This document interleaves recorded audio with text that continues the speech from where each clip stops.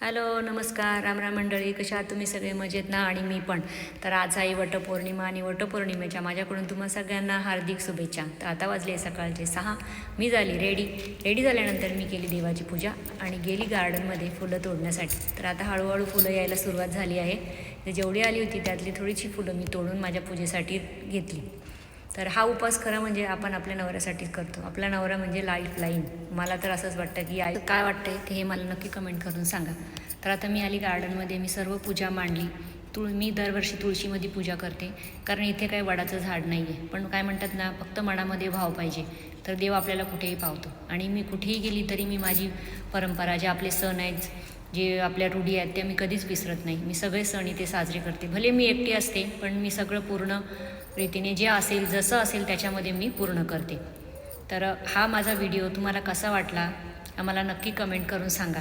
आणि जे जे मिळेल त्यामध्ये मी तेवढं करून मी माझी पूजा पार पाडली.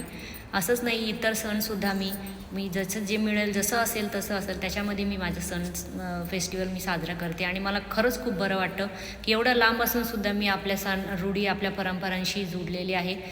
हां, आणि आज मी एक वेगळ्या लुकमध्ये आहे. मी साडी घातली आहे, सगळे दागदागिने घातले आपल्या अगदी मराठी परंपराप्रमाणे. तर ह्या साडीमध्ये मी कशी वाटली मला नक्की कमेंट करून सांगा.